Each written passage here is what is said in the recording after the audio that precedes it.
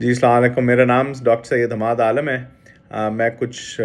Clips اس طرح کی بناتا آیا ہوں تاکہ پاکستان میں جو بیسک ہیلتھ اویئرنیس ہے یا جو بیسک امراض کا شعور ہے اسے کسی حد تک بیدار کیا جا سکے ایک جنرل پاپولیشن میں۔ اچھا، میں نے کرونک کڈنی ڈیزیز یا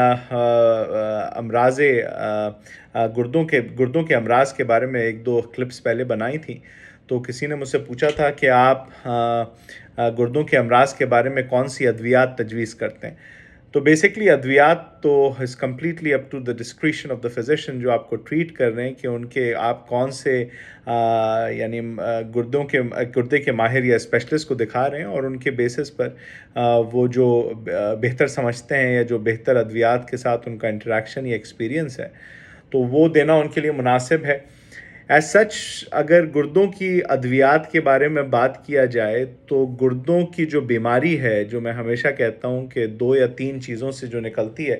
ڈائبٹیز ہو گیا، بلڈ پریشر ہو گیا، ہارٹ پرابلم ہو گیا، تو اگر آپ ڈائبٹیز، بلڈ پریشر اور ہارٹ پرابلم ہی کو صحیح طریقے سے کنٹرول کرتے ہیں تو گردوں کی جو ڈیزیز پروگریشن ہوتی ہے یا گردوں کی جو بیماری آگے بڑھ رہی ہوتی ہے وہ اپنے عمل میں اس کو روک سکتے ہیں یا ایٹ لیسٹ اس کے پروگریشن کو کم کر سکتے ہیں۔ تو ایک تو بات یہ ہو گئی۔ دوسری بات یہ کہ صرف 2-3 ہی اس طرح کی ادویات ہیں مارکیٹ میں جن کا کلینکل ٹرائلز کے تھرو یا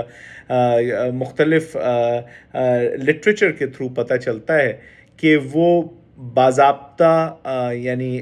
گردوں کی بیماری کے پروگریشن کو روکنے کے لیے مفید ثابت ہوتی ہیں۔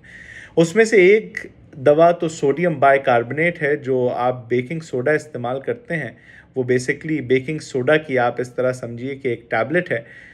جب آپ کے جسم میں گردے کا کام کرنا کم ہو جاتا ہے تو آپ کے جسم کی جو بیسک انوائرمنٹ ہے اس میں ایسیڈیٹی کا لیول یا تناسب بڑھ جاتا ہے یا وہ ایسیڈک ہو جاتا ہے یا بلڈ میں ایسیڈیٹی زیادہ ہو جاتی ہے۔ اس ایسیڈیٹی اور اس تیزابیت کو آپ اپنے اسٹمک کی تیزابیت سے وہ کمپیئر مت کیجیے، یہ دوسرے قسم کی تیزابیت ہے۔ تو اس تیزابیت کو کم کرنے کے لیے آپ اس بیکنگ سوڈا جیسی ٹیبلٹ کا استعمال کرتے ہیں جسے سوڈیم بائی کاربونیٹ کہتے ہیں۔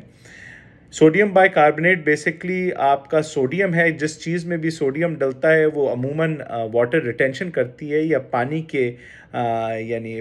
پانی کو جسم میں ٹھہراتی ہے، تو اس سے آپ کے دونوں تو اس سے آپ کے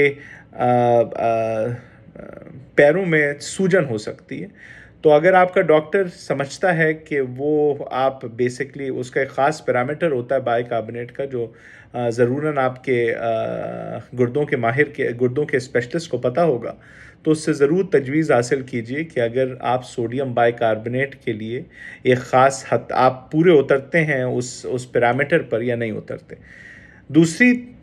جو ایک دو ادویات ہیں وہ بیسکلی ایس انہیبیٹر ہم لوگ کہتے ہیں یا ARBs کہتے ہیں۔ وہ بیسکلی بلڈ پریشر کی ادویات ہیں، لیکن وہ بلڈ پریشر کی ادویات